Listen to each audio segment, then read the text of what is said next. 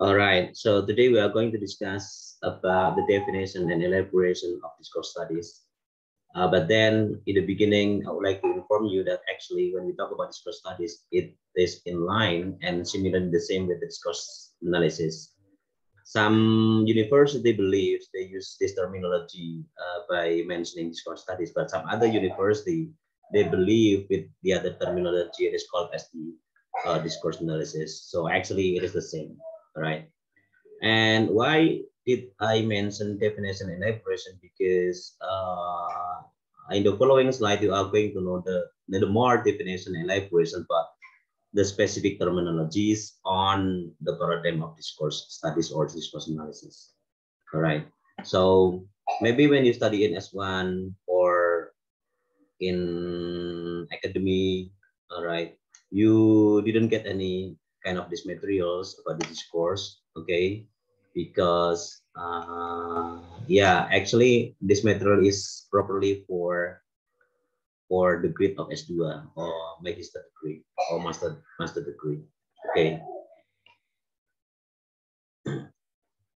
It is all about discourse studies or discourse analysis that in some beginning you may mention as the discourse studies again or discourse analysis. All right, that it is an approach to the analysis of the written vocals or sign language use or significant semiotic events. So anything deals with the sign, with the pictures, with the image, with the written form, with the spoken form, when it has a meaning, all right, when this kind of language use, it is called as the discourse. Okay, there are so many examples. Okay, there are so many examples. When you find the informations about the restaurant, something like the vocal A is changing to be E, misalkan bakso dibuat di C, mie iyim, something like that. So actually, this kind of advertisement, it delivers a discourse. All right, it delivers discourse. On the other example is in the traffic jam, all right, in traffic jam, there is sketches of policemen which is standing by, all right, in the corner. So it means that it delivers discourse. Okay, ada patung polisi, it is part of the discourse. All right, that is a sign. Ada pos polisi, it is part of the discourse. All right, it is a sign. So something that makes funny is di Indonesia itu setiap perempatan pasti ada, pasti ada pos polisi. The question is why? Alright, the question is why? Karena orang kita lebih takut sama polisi daripada takut sama peraturan. That is the fact. That's why actually they use a discourse by putting, uh, police stations or pos polisi di situ agar masyarakat menjadi tertib. The other example is bulan Ramadan, right? Bulan Ramadan. Kenapa kalau bulan Ramadan pasti iklannya, iklannya sirup, iklannya biskuit, iklannya sarden, iklannya susu, and so on and so on. So it is part of discourse. It is part of the semiotic events, alright? Semiotic events. So iklan sirup akan lebih laku di bulan Ramadan daripada di bulan biasa. Iklan Indomie lebih laku di bulan Ramadan daripada di bulan biasa, something like that. Alright, that is discourse. That is the discourse. Okay. And other examples di bulan Ramadan ini juga banyak iklan tentang mobil ya. Banyak tentang mobil. Kenapa? Karena untuk Lebaran dan seterusnya dan seterusnya. Dan kenapa kalau Idul Fitri itu selalu ada gambar ketupat, alright, and beduk. Ketupat and beduk. So ketupat and beduk it is part of the sign di sini. Part of the signs, alright, language use. Dengan adanya ketupat and beduk, so it delivers the meaning, it delivers the message. Alright, gambar itu message, menyampaikan message. Okay, now something like that. So it is part of the discourse. So when we talk about discourse, actually it is a very huge and very big. Maka kalau you interested in analyzing something atau ada sesuatu yang menggelitik buat you bisa take it as a mini research, ya dibuat saja mini research, kemudian you bisa menekuni lebih lanjut. Okay, that is the discourse. And when we take a look at this picture, all right, so everybody actually have been familiar with this kind of picture, and this picture is placed in any kind of supermarkets or malls or in city, right? In the I don't know whether this sign is there or not, is putting there or not, but in Semarang, Surabaya, and the big cities, there are so many signs of this, right? So I guess you are also familiar with this kind of signs. So this picture M berwarna kuning, alright, it signifies that it is about the minds of mental concept. Jadi kalau kita tutupi yang sebelah sini, alright, dengan M kuning ini, kita sudah tahu what kind of this brand is it, alright, kita sudah tahu. Or ketika kita tutupi yang M, alright, dengan kata-kata I'm loving it, kita sudah tahu signifier-nya ini milik siapa. Oke, okay. Apalagi kalau kita memiliki kata M sama background-nya merah, alright, and we can detect that oh ini punyanya siapa, alright. So it is called semiotic. Oke, okay. Dia nggak menyampaikan banyak berita, dia juga tidak menyampaikan banyak promosi.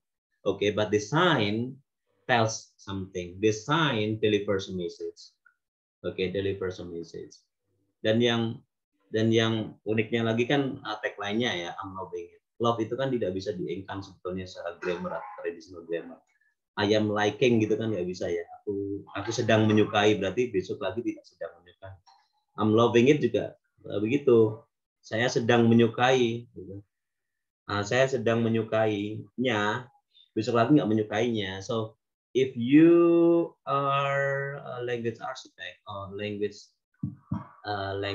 engineer, you akan bisa melihat kenapa dia menggunakan I am loving it. Saya menyukainya. So menyukainya pada saat makan, setelah makannya gelo gitu ya. Or nyesel, ini makanan, sorry to say, ini makanan mahal apa enggak, right? Or sehat apa enggak, or saya berpantangan atau enggak, or something and something, right? That is why for language architect like us atau language engineer like us, kita bisa menganalisis kenapa dia menggunakan I-nya juga kecil, I'm loving, G-nya juga tidak ditambahkan, I'm loving. Oke, ini contoh dari semiotik. Dan tentunya juga you punya banyak contoh yang lain. Contoh yang lain apa? Ferrari. Kenapa Ferrari itu warnanya merah, kemudian simbolnya F dan seterusnya. It is a kind of sign. That is the discourse, right? Dengan logo itu kita bisa tahu, and logo itu mendeliver message. Oke. Dan logo itu mendeliver message. One more, kenapa merek berat mobil itu bernama Jaguar, right? Nama-nama binatang yang kuat ya. Jaguar, who else? Pisau, right? Gambar singa, kemudian gambar kuda, right? Dan seterusnya. It is actually in a sign. Okay? It is actually in the sign. Nah, itulah discourse.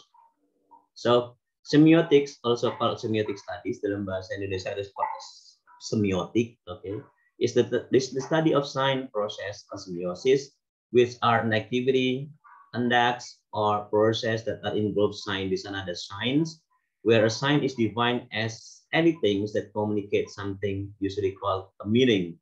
Jadi sign itu delivers a meaning. Sign itu deliver a message. Alright, that the science interpreter, kita bisa menginterpretasikan banyak hal, alright, dengan sign itu. Contoh, iklan-iklan perguruan tinggi yang ada di baliho-baliho, you bisa lihat ya, yang di baliho you bisa lihat. Kalau di Udinus, for example ya, di Udinus itu menampilkan Ghazali, atau dia menampilkan lebih menampilkan IT-nya, alright. Nah itulah sign, dia menyampaikan bahwa kampusnya memang jago dalam bidang IT, gitu, alright. Kalau di Unika dia menyampaikan apa ya, solidarity misalkan ya, solidarity, kemudian kebebasan, freedom dan seterusnya, itulah kampusnya. Alright, itulah kamusnya. Kalau di PGRI muda cendekia ya, lebih dominan ke muda cendekia. Ya Nusantara gitu, tidak dengan ideologi tertentu. Ya itulah gitu. Jadi baliho itu sebetulnya dia deliver meaning. Ya, dengan sign itu dia deliver meaning. Gitu. Alright.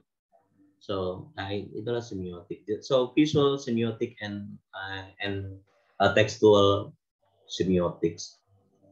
Ya, semiotik itu bisa berupa visual, visualisasi yang ditampakkan, atau tekstual yang ditulis, yang diproduce. Nah, itu semiotics. And the meaning can be intentionally, such as the word uttered with a specific meaning, or unintentional, such as symptoms being a sign of a particular medical condition. Signs itu ya bisa code, bisa tanda-tanda, bisa gambar, bisa image, alright. Can also communicate feelings which are usually not considered meaning. Emoticons, it is part of the sign. Ya, itulah kenapa orang sedih cukup teks emoticon, orang ketawa cukup kirim emoticon, dan seterusnya. And may communicate internally through touch itself and through any of these sense. Ya, bisa meaning atau signs itu berupa visual signs, auditory, tactile, atau olfactory, atau gustatory. Gustatory itu taste, oke. Nah, kenapa kadang restoran-restoran tertentu, alright, dia menampilkan sign-nya adalah berupa masakan-masakannya.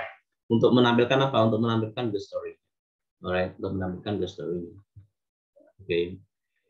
Nah, itu adalah bagian dari juga discourse gitu.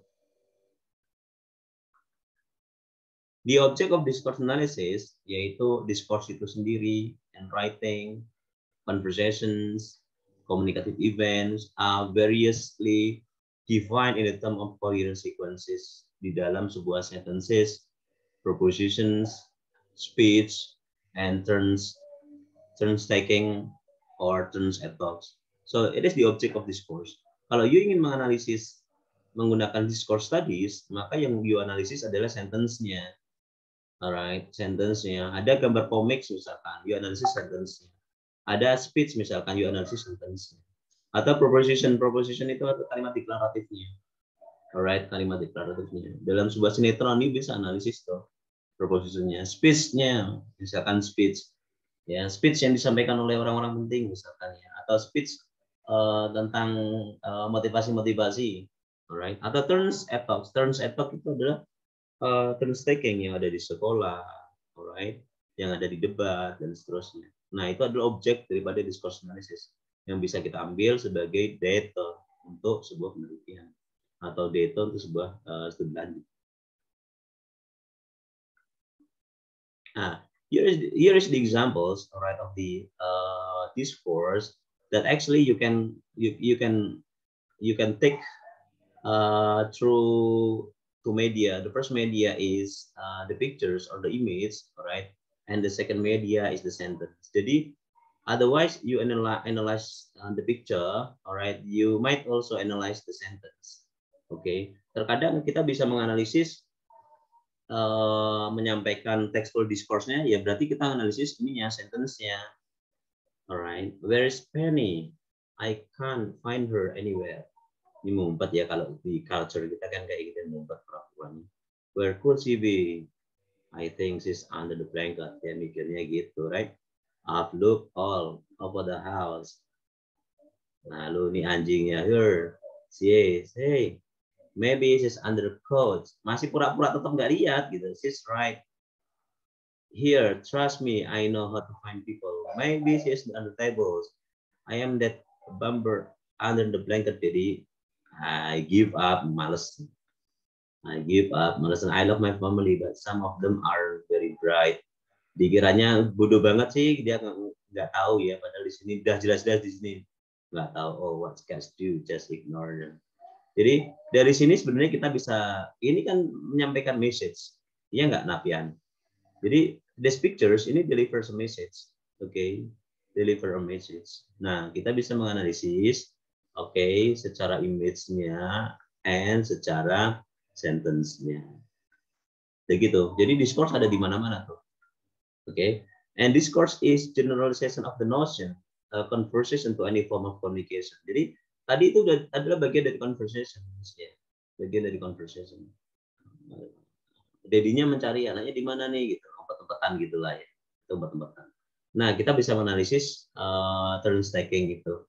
Proposition is the meaning of declarative sentence. Jadi, you juga bisa mengambil sebuah proposition yang ada dalam sebuah konteks, ya, menjadi objek dalam discourse studies. Atau speech act, ya, speech act is something expressed by an individual that not only present information but perform. Ya, speech act itu nanti ada prolocutionary, locutionary, illocutionary.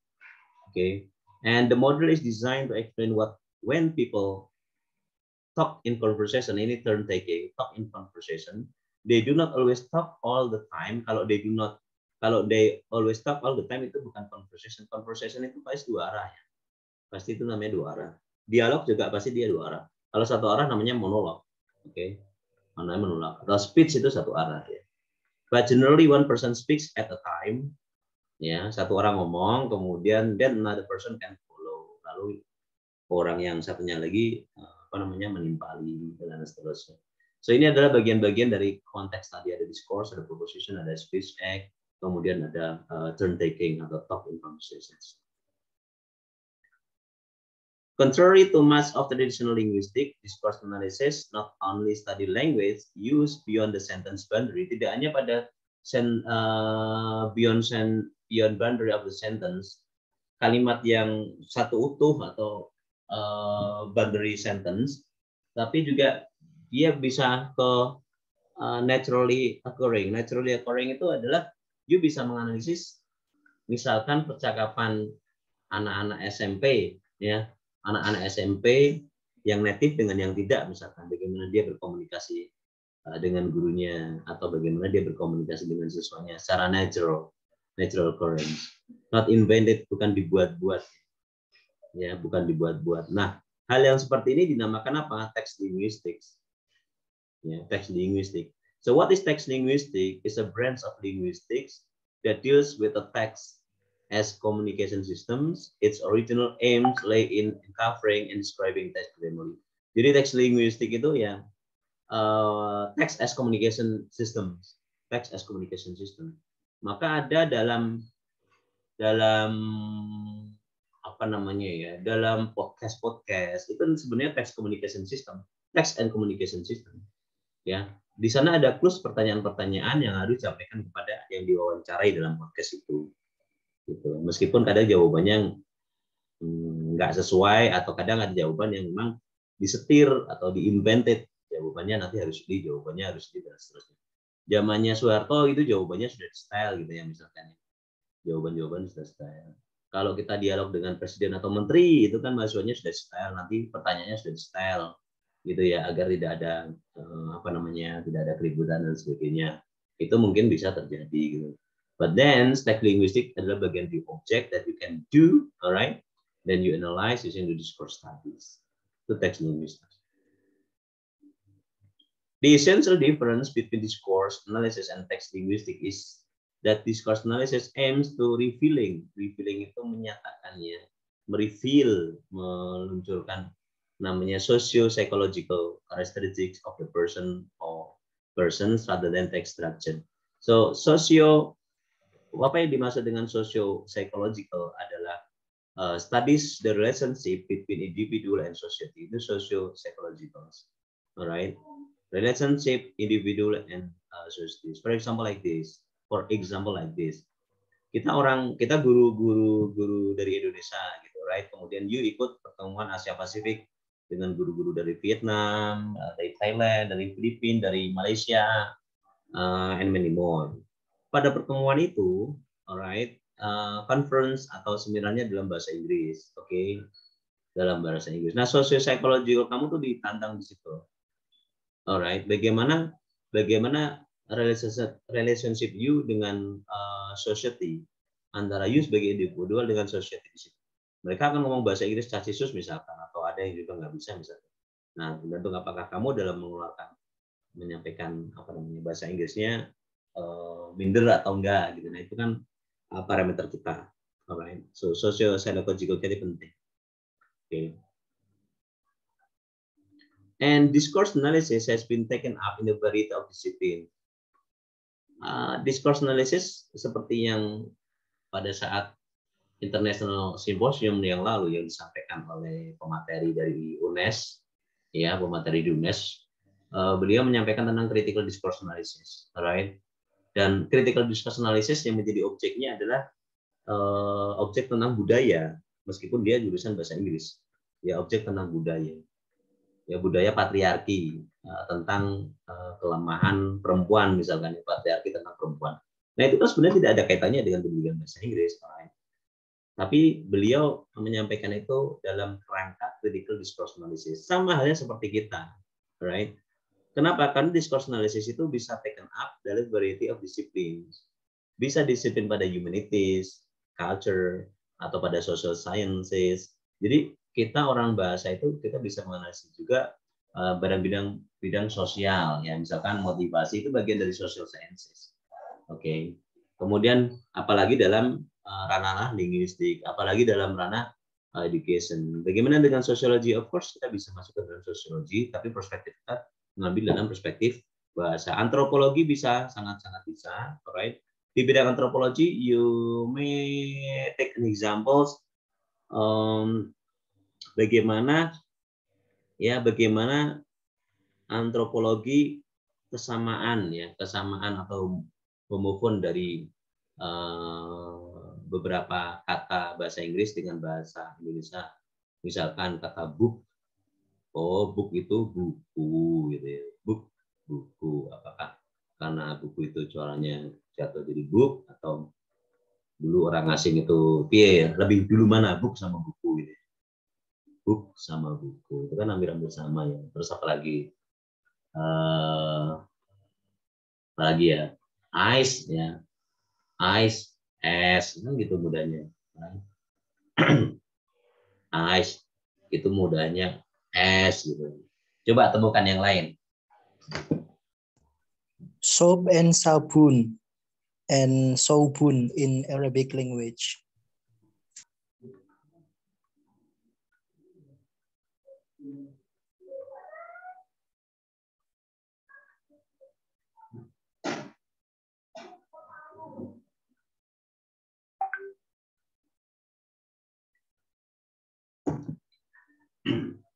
Yes, any more?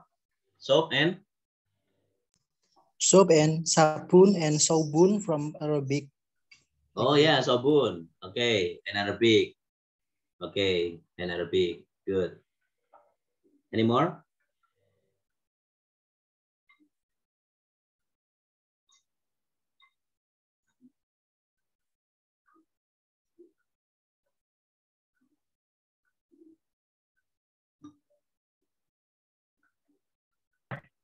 Musik sama music.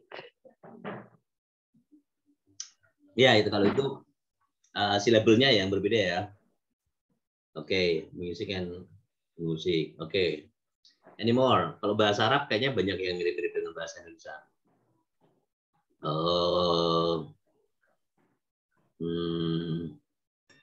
Language, logat, and lugha from Arabic language. Sorry. Logat. Logat, lugha, al-lugha, and language. Logat, lugha. Okay. Language. Okay. Well, what else? Pattern pen and pattern. Pen and ballpoint. Ballpen and pen, right? Ya. Itu juga sama. Oke. Apa namanya? Pattern dan paten. Ya, oke. Apple and apple, ya kan? Apple and apple. Oke. Tomat and tomato. Ya, tomat and tomato. Itu kan hampir mirip sama-sama itu ya. Melon and melon sama.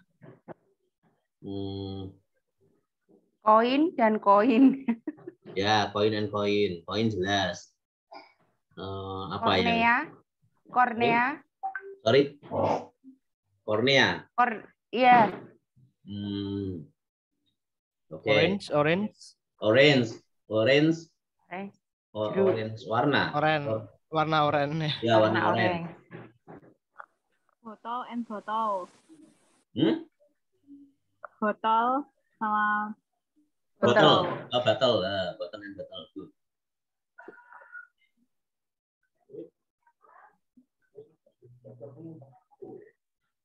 Mie.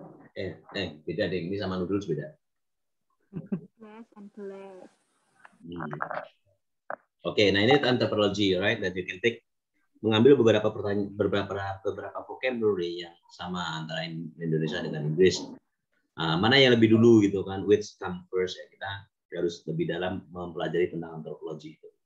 Social work kita bisa masuk cognitive psychology, social psychology, area studies, cultural studies, of course ini masuk sekali. International relationship, human geography, environmental science, communication studies, biblical studies. Biblical studies itu adalah mempelajari tentang kitab ya, tentang kitab Bible.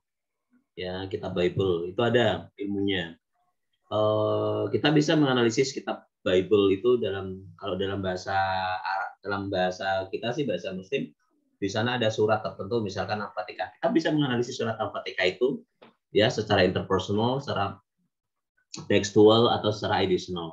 Kita bisa menganalisis atau bahkan kita bisa menganalisis itu ke dalam ranah appraisal atau ke dalam ranah metafor dan seterusnya. Sama halnya dengan kitab Bible juga. Public relationship, argumentation studies, translation studies. Of each of this subject to its consumption dimension of narrative methodology.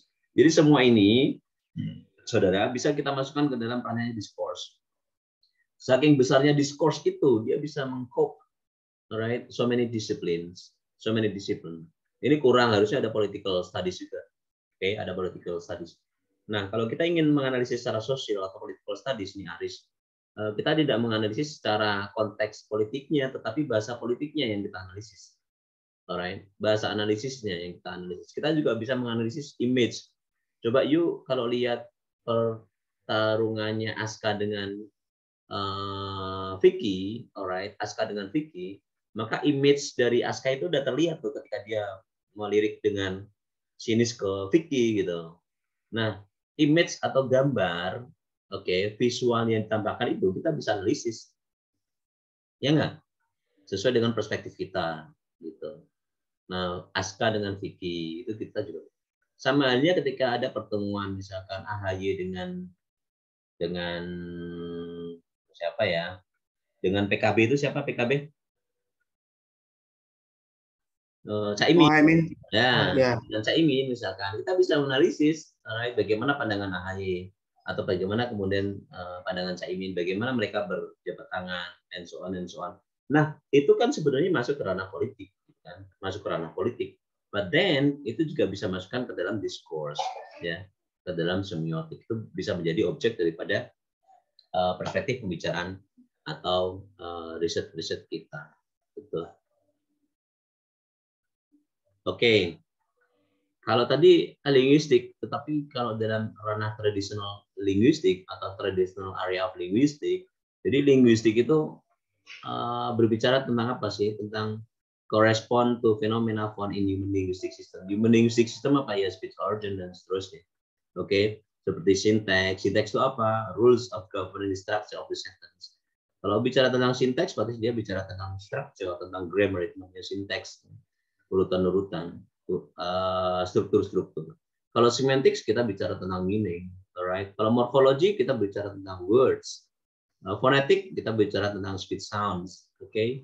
Phonology kita bicara tentang sound systems, that is phonology. And pragmatics kita bicara tentang social context, contribute to meanings. So dalam traditional area linguistik, ya kalau kita bicara linguistik maka kita akan bicara tentang syntax, semantics, morphology, phonetic, sign languages, phonology, and pragmatics. So that's all that I can say for today. If there are any questions, we'd like to discuss it as soon as possible. Ada pertanyaan? Silakan. Yes, sir. Who is speaking? Amin, sir. Okay, Amin. I have some questions, sir. First, whether textbook or such like this picture or such like this reading comic here, whether it's read textbook or comics to stimulate our students literacy related to the discourse analysis. The first question. And the second question, sir, why Pak Karno built Monas like that? And why Pak Karno build the DPR building like that? Is there any discourse analysis that we can study about that statement? Thank you, sir. You're welcome, Pak Amin. So the first question is actually what all the lecturers do in motivating and encouraging the students by giving pictures, by giving comics, by giving videos, and so on and so on. Actually, those all medias in putting in discourse, Pak Amin. It is part of discourse. When you give the picture, actually, the picture cannot stand by itself. All right. So the students is not always about the sentence, but also about the image.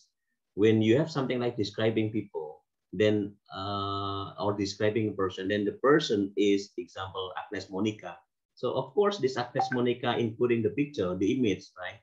The image. Then you will encouraging your students to guess, to describe, and so on and so on. By this describing, actually, by this giving the picture and the image, it is part of discourse. All right, including also the cartoon like this, it is part of the discourse.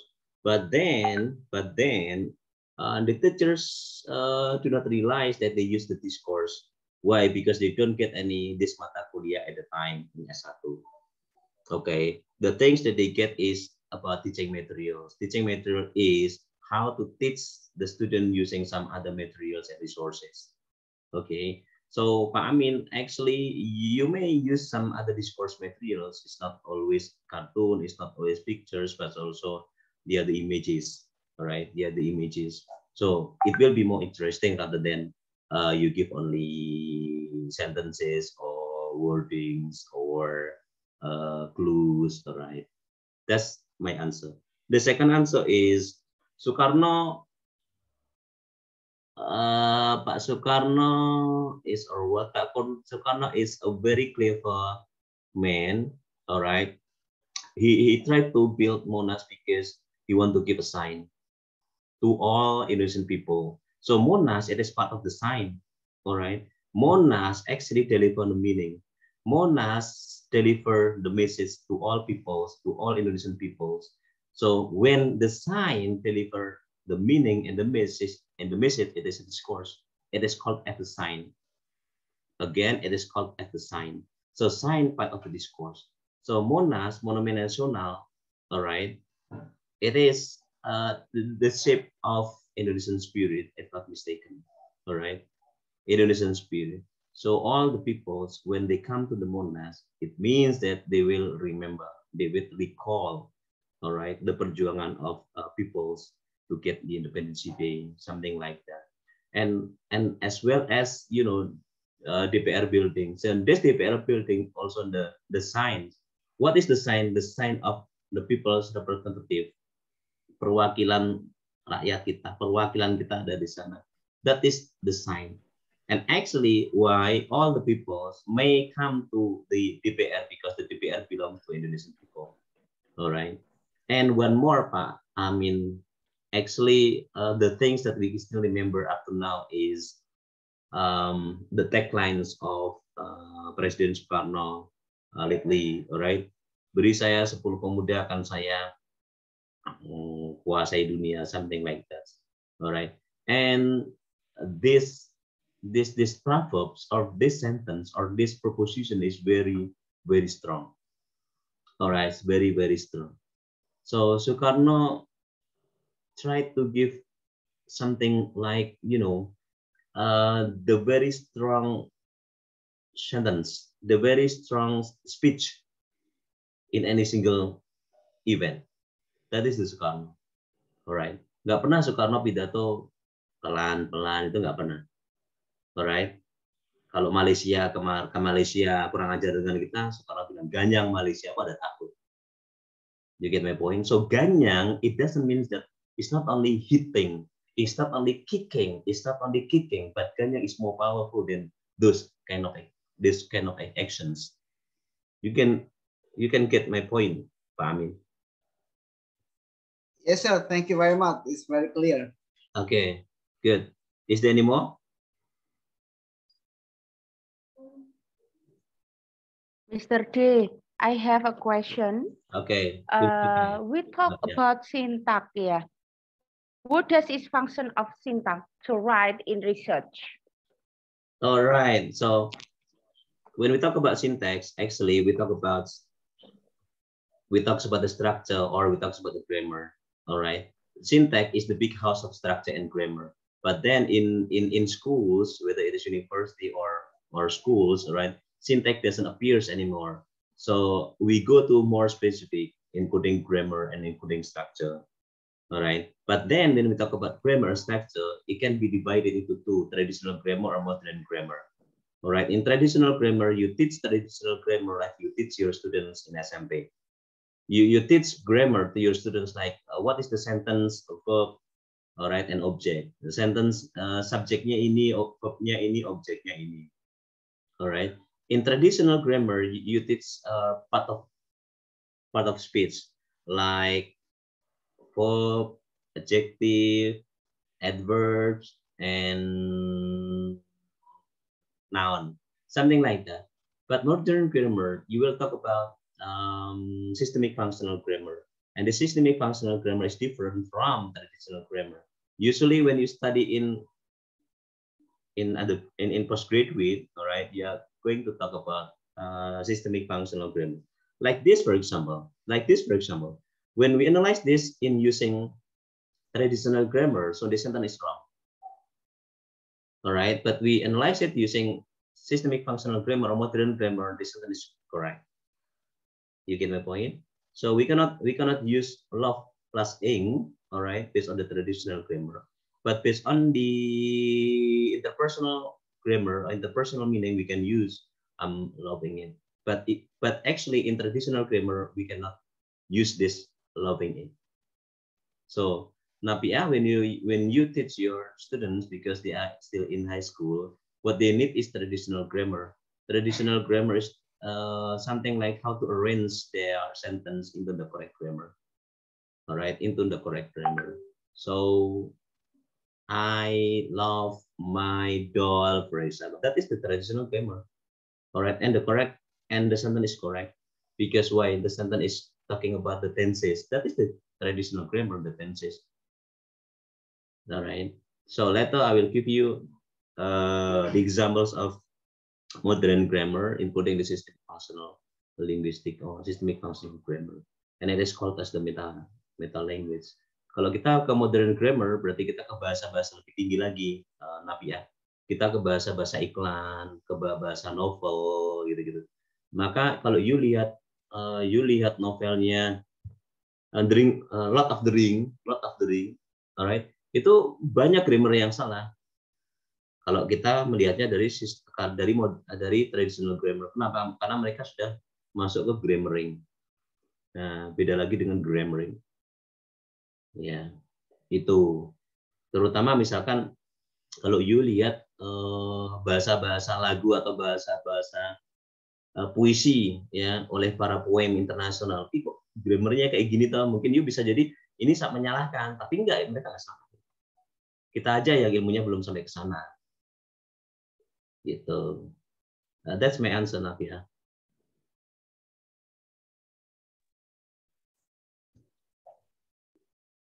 Okay, one more questions? Yes, sir. One more question. Pak Amin. Okay, Pak Amin. Yes. Yesterday, I taught my students. I asked my students to make a describing people, and one of my students make a sentence like this. I have a cousins. I have a cousin. sister, like that. And then I asked my student, what does it mean, cousin sister? Kakak sepupu. And I asked her, how do you make the sentence? She answered, she wrote the sentence using Google Translate. So my question is, does always all Google Translate product suitable with the context? And how to give our students, so what the teacher goes to our students. Is there any cousin sister in the standard? Thank you very much, sir. Yeah, okay. Thank you for the questions. The first question is, can we use Google Translate atau Google Terjemahan untuk membuat atau menerjemahkan kalimat? Alright. In the simple word, it is okay. Okay. Something like, if you want to find the meaning of the word, not sentence, the word, it might be okay, but not in a sentence, because sentence need a context. All right, sentence needs a context. Sometimes when you find Google Translate that the meaning is strongly different, it might be, of course, because Google Translate is the machine, and the machine doesn't know what is the real context. All right, and the second one is cousin sisters, right? Cousin sisters. As far as I know, all right, cousin sisters, it is the wrong terjemahan from the Google Translate, because dalam bahasanya adalah kakak sepupu, right? Karena dalam bahasanya adalah seperti itu. So Google Translate would like to translate by words, again by words, not by sentence, not by context. So if you find difficult in a word, bolehlah ketik di Google Translate by words, tapi tidak by context, tidak noun phrase, tidak sentence, apalagi tidak paragraph. Okay. Nah, cousin sisters, right, it is not familiar in our English or in our native, right? So you may use female cousins or male cousins daripada sister or brothers. Yeah, female cousins or male cousins.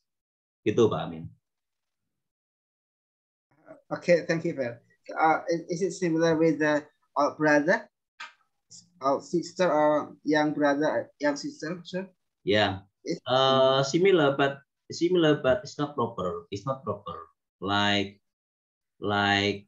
baby, right? Itu kan male baby and female baby. Alright, kita tidak menyatakan sebagai sister baby and brother baby. Thank you very much. You're welcome. Saya Pak. Okay, so I interested in about discourse about science or something. In general, I assume that discourse is just concerned with human expressions. No, right? It's not only that. No, not only that. As I mentioned earlier in the slide, that anything deals with a visual, with textual, with the signs, with the image, that is part of the discourse, as far as it delivers message, it delivers meaning. Okay. So there is another object. Of course, kalau you melihat, you merokok enggak? Kalau you lihat rokok, alright, kemudian bungkus rokok ada gambarnya, itu discourse-nya. Maybe. Itu discourse. Kenapa? Karena dia menyampaikan pesan. Alright, karena dia menyampaikan pesan. You get the point? Karena dia menyampaikan pesan. Yeah. That is the discourse. Kalau you ke pasar kemudian you menemukan ada P disilang, itu discourse. Kenapa? Karena P disilang itu menandakan you jangan parkir di sini. That is the discourse. That is science. Kata ini aja sudah discourse nih, M gini toh. Alright. Kita udah tahu kalau ini miliknya McDonald's. That is the discourse. Seperti NJ gitu ya Pak? NJ. Ya, NJ. Seperti kerudung itu juga bagian dari discourse tuh. Right? Dia pakai kerudung itu bagian dari discourse. Oh, ini kalau tandanya tidak terlalu populer gimana, Pak? Orang kan contoh? tidak paham. Contoh? Apa ya? Ya brand-brand yang tidak terlalu populer gitulah. Contoh? Contohnya apa ya? Populer apa? Karena ini yang dicontohkan yang populer kayak M gitu kan. Atau H, produk mobil H itu kan. Ya, betul. Nah, contoh yang nggak populer apa? Apa ya? Iya, apa? Iya. Berarti diskurs kita belum sampai ke situ karena kita nggak tahu yang nggak populer itu. Kita nggak bisa Iya, menyampaikan pesan itu. Alright. Monggo Pak Amin. Yeah. Yes. Sir, one more question. Sure. I want to press or stress the statement that discourse analysis is how to investigate or analyze sentence, but not only sentence, but semiotic or sense. For example, gentle in the gentle in the bathroom, maybe, and female in the bathroom without text. It's only the picture. It's a discourse analysis, right? I think it's clear, sir. But how about but it's sometimes when we find the bebas area asap, it can be ambiguous perception. What does it mean, the asap here? It can be said that it's no smoking or other foggy in this area. Forbidden. Thank you. Yeah. Okay, Pak Amin, very critical. Thank you, Pak Amin, very critical. So if you go to mall or supermarkets or department store, you will find the signs, alright. You will find the signs. Bahkan gambar yang melengkung gini, oh itu gambar rok, itu berarti untuk toilets or lavatory for females, alright. Gambar yang belenduk gini untuk, cuman gambar gitu kok kita tahu kalau ini untuk male sama ini untuk female. Mau gambar belenduk gitu toh. Kadang ada yang gambar plus sama minus, right? Bundar plus laki-laki, bundar min minus perempuan, and so on and so on. That is part of discourse. Why? Because the sign delivers the message. That's the point. Because the sign delivers the message. But then I do agree with you, Pak Amin, very critical. Kenapa kok bebas dari asap gitu ya? Bebas dari asap. Nah, actually this text deliver the message, deliver the message. Asap can be various, all right. It could be asap kendaraan, it could be many asap, all right, many asap, all right. But then maybe generously, all right, generously asap yang dimaksud di situ ya kita yang rokok ini gitu ya. It means that tidak usah dilanjutkan dengan asap, sudah otomatis kognitif kita menyampaikan bahwa itu adalah asap rokok begitu. Sama halnya ada non-phrase yang kalimat keduanya tanpa di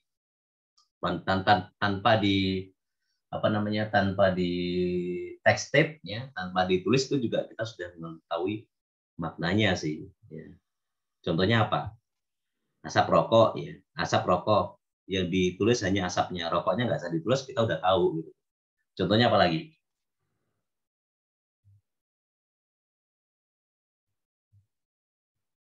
Sorry, sir. Can you repeat that question, sir? Okay, my question is dealing with your questions, regarding with your questions. Terkadang ada satu teks atau satu kalimat yang generously orang itu tahu gitu, tetapi teks itu tidak lengkap.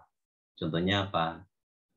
Area bebas asap rokok, ya, tapi rokoknya tidak disebutkan. Area bebas asap. Alright, as the smoker, kita yang smoker ini kan kita udah pekalin. Oh, ini yang dimaksud adalah asap rokok. Kenapa? Karena tempatnya adalah di situ.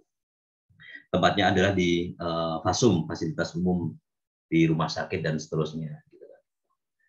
Alright. Nah, kita juga ada beberapa yang itu menjadikan teks atau non-phrase, tetapi yang ditulis hanya kata depannya. Belakangnya tidak ditulis. Gitu. Contohnya lagi apa?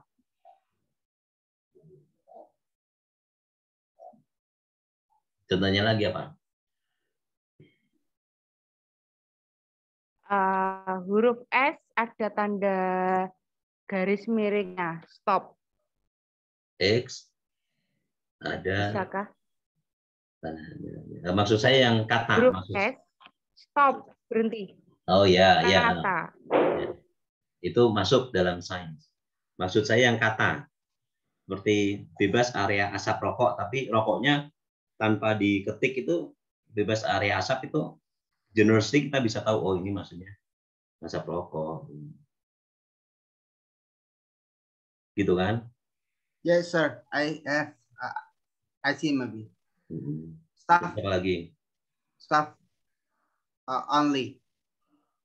Staff only. Ya, betul, staff only. Itu kan tidak harus menyampaikan staff kantor itu gitu kan. Tidak menyampaikan staff kantor itu gitu, staff only. Betul. Amin, betul. Kritikal. Ada lagi? Kalau bebas polusi itu sama dengan bebas asap ya, Mbak?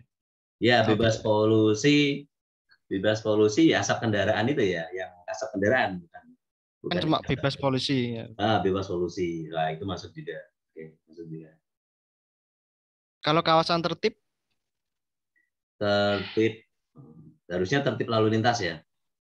Kadang kan cuma kawasan tertib. Kawasan tertib. Oke. Kalau ada juga di resto itu keep here, hanya keep here gitu. Di dekat di dekat tempat sampah, keep here. Maksudnya itu kan keep itu kan sampahnya kan. Ya, keep the baggage here sebetulnya gitu sih. Bukan keep the line ya, Pak. Keep the line. Nah, keep the line itu ada tulisannya kan. Keep the line itu garis kuning itu ada juga. Oke. Upacara. Besok Senin upacara kan tidak. Upacara bendera gitu. Kalau dulu kan upacara bendera itu bisa itu upacara bendera gitu. Nah, gitu-gitu. Alright. Gitu-gitu. I mean, that is part of the discourse. Jadi discourse itu sangat banyak branches-nya. So, untuk pertemuan yang selanjutnya akan kita bahas satu-satu. Oke. Dan ini di luar konteks kita yang sehari-hari mengajarkan bahasa Inggris di kelas gitu. Anyone more? Any else? Sir, sorry, sir. One question. Okay, one more question. Okay. I'm associated with the semiotics, sir. For example, metaphor, personification, etc. So I mean kebenaran yang artificial, maybe, for example, artificial intelligence. Many kinds of way to be good in artificial intelligence. Maybe.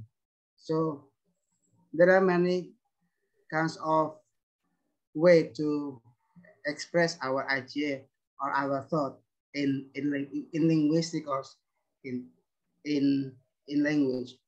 So is there any sign of maybe dimension of semiotic or characteristics of semiotic or maybe principle of semiotics? For example, kebenaran yang benar-benar misalnya. Kebenaran yang palsu, for example. So, can you explain us what kind of the principle of semiotic? Thank you. Ya, Pak Amin, semiotik itu ada dua kategori. Yang pertama adalah dia dikelompokkan menjadi factual semiotic and artificial semiotic. Factual semiotic and artificial semiotics gitu. Kemudian yang part kedua dia dinamakan dengan visual expression semiotic dengan textual expression semiotic. Nah, yang sering digunakan oleh ahli bahasa itu ada pada part yang kedua, yaitu visual expression sama textual expression. Yang saya sampaikan tadi contohnya Soekarno, ya visual expression itu adalah nampak dalam foto-foto atau dalam image-image Pak Karno ketika sedang berjuang, ketika sedang di Rusia, itu kan visual expression itu. Kita bisa melihat kedekatan Presiden Soekarno dengan Presiden Rusia pada waktu itu gitu. Kita bisa melihat bahwa ada kisah persahabatan yang tidak bisa luntur hingga saat ini gitu. Itu kita bisa menganalisisnya dari mana? Dari visual expression-nya. Ya, dari visual expression. Atau kalau kita ingin menganalisis secara textual expression, Nah, textual expression itu kita bisa analisis adalah pada kata atau pada kalimat, ada perbincangan ya antara Presiden Soekarno dengan Presiden Rusia. Presiden Soekarno, tolong saya carikan makam bla bla bla bla gitu kan. Dengan Presiden Rusia, oke, bla bla bla dan seterusnya. Nah, itu dia dari textual expression-nya. Nah, sekarang yang satu lagi adalah factual semiotik dengan artificial semiotik. Nah, factual semiotik itu banyak jenisnya ya. Banyak sejenisnya. Factual semiotik itu adalah apa yang menjadi image ya, apa yang menjadi image beserta words yang diproduce ya secara fakta. Ya, yang diproduce secara fakta. Contohnya begini, tentang perkembangan IKN, Ibu Kota Nusantara. Itu ada factual semiotics gitu. Tentunya factual semiotik ini bisa beraneka ragam narasinya tergantung perspektif masing-masing. Nah, artificial semiotik itu adalah bagaimana menambahkan artificial, dan dari artificial itu sebenarnya ingin menyampaikan message. Artificial itu ya bisa berupa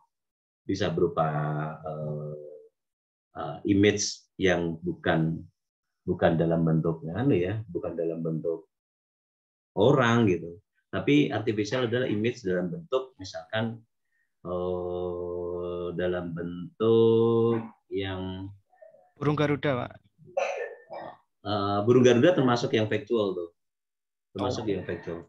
Artificial itu kayak terkadang tahu nggak iklan yang iklan Shopee atau iklan apa itu ya, yang GoPay itu ya. Itu kan dia menggunakan artificial semiotik. Ya. Dia tidak menggunakan pure tokoh gitu. Ya, dia tidak menggunakan pure tokoh, tapi dia menggunakan kalau di kamarku ini ada gambar Upin gitu-gitu. Nah, itu artificial tuh. Ya. Terus gambar yang aneh-aneh gitu. Nah, contohnya contohnya kaleng minuman. Sesama kaleng minuman dia berdiskusi gitu ya. Mana yang lebih sehat? Oh, aku dong. Oh, tentu saja aku. Enggak, aku, dan sebagainya. Begitu Pak Amin. So, tidak bisa dipungkiri kita akan mendapatkan apa yang namanya factual semiotik dan artificial semiotik. Dan dua-duanya mempunyai fungsi yang sama, yaitu delivering message atau delivering meanings. Samanya dengan textual expression semiotik and visual expression semiotik. Gitu Pak Amin bisa sampai. Sir, I think it's very interesting. Visual semiotic. I mean, is there any true or false? Maybe. So I mean that if when we investigate or we get the meaning of the visual such as Monas, so in my opinion, Monas, such as Monas is the building, and the high building, and then it's the same with the man, because the man has maybe to execute something. Maybe it depends. It's similar with the executor, and then why the DPR, for example, the picture of the DPR is like that. Maybe DPR is legislative. Maybe DPR only produce the law and the regulation. So, I mean, we don't say that whether someone, when he or she get the meaning true or depends on the someone. So maybe Pak Dia says the meaning of the Monas like that, and I have the meaning of the Monas like that. So there's no true and false. It depends on the someone's analysis of discourse. Thank you, sir. Yes, Yes, Pak. I mean, I do agree. It depends on the backgrounds of knowledge of oneself. All right, something like this. Monas, it will be powerful and it will be very big, meaningful for the one who invented and who created the Monas. All right, but maybe Monas it is meaningless for the coming baby because they don't have any background at all about the Monas itself. All right. On some other perspective is Monas is also maybe very powerful memories for those tentara Indonesia, all right? But on the other occasion, Monas is very something on the only buildings, all right, for the one orang yang jualan atau orang yang tidak berbisnis atau orang yang tidak ikut berjuang. It depends on the one's perspective. Okay, Pak Amin. I give you very clear example like this visual expression.